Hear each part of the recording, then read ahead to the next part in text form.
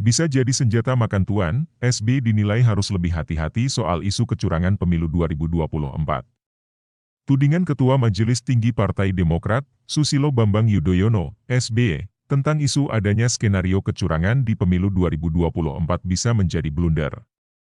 Hal itu dikatakan oleh Direktur Eksekutif Parameter Politik Indonesia, Adi Prayitno.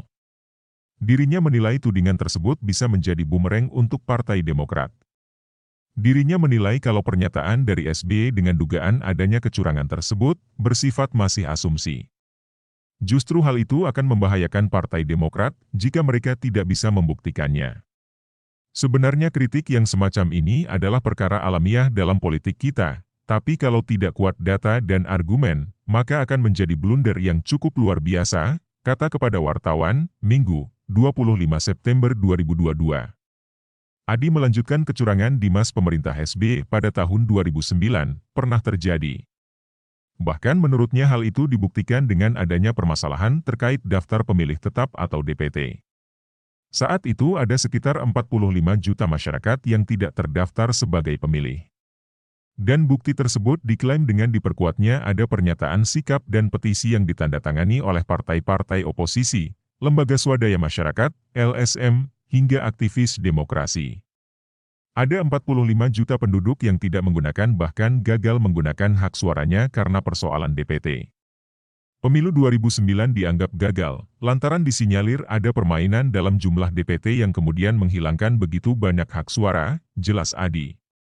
Sementara itu, dirinya berpendapat kalau pernyataan Ketua Umum Partai Demokrat, Agus Harimurti Yudhoyono atau AHY, yang mengklaim 70–80% pembangunan di era Presiden Joko Widodo atau Jokowi merupakan kinerja SBY disebut salah kaprah. Menurutnya karena di pemerintahan SBY justru beberapa proyek banyak yang mangkrak.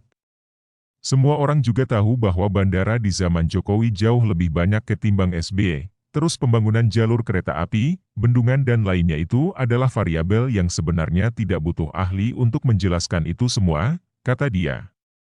SBY menurutnya sempat mengklaim kalau dirinya telah melihat adanya kecurangan pada pemilu 2024. Maka dari itu dirinya mengaku untuk turun gunung. Saya mendengar, mengetahui, bahwa ada tanda-tanda pemilu 2024 bisa tidak jujur dan tidak adil, kata SBY yang mengejutkan publik. SBY mengetahui informasi tentang Pilpres 2024 nanti akan diatur untuk dua pasangan capres dan cawapres sesuai keinginan penguasa.